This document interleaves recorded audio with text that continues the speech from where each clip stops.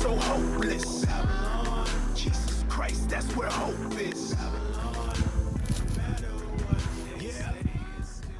So after decades of their successful strategy to elect pro-life presidents that would appoint conservative judges to the Supreme Court, they successfully maintained a dominance within the Supreme Court and built upon it. And in 1992, a new abortion case came to the Supreme Court, where they were told that they would overturn the unconstitutional Roe versus Wade decision.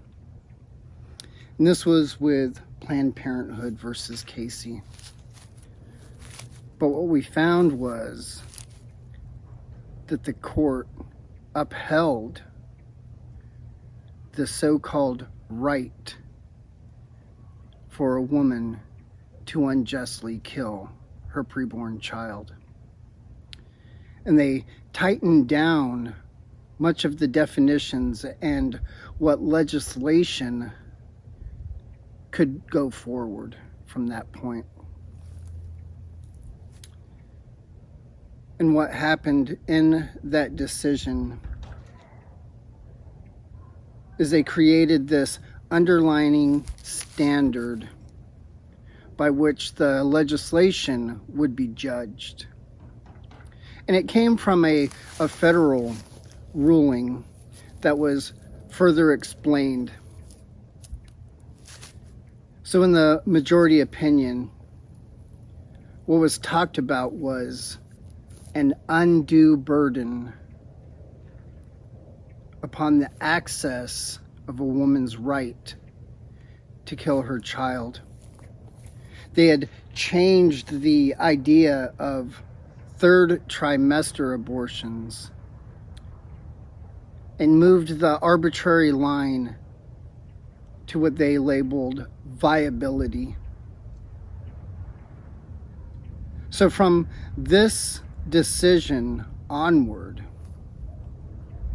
what was argued in the courts as pro-life legislation that sanctioned the unjust killing of humans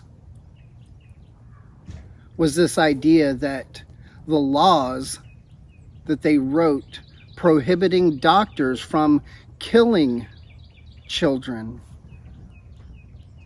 was that they could not put an undue burden as an obstacle as the primary means of that legislation, stopping a woman who has a right to unjustly kill her preborn child. So over the next week or so, what I plan on doing is going into more detail about what this means, this undue burden, how it affects legislation, how it affects how legislation is argued, and the hypocrisy of pro-life legislators and their organizations that control them with what they tell the people and what they argue in court.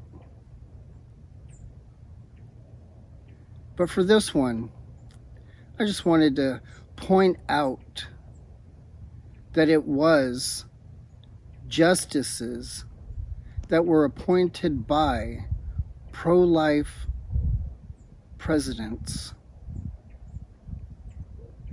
that brought us this decision. I hope you found this video helpful. Leave me some comments or some ideas that you'd like me to talk about.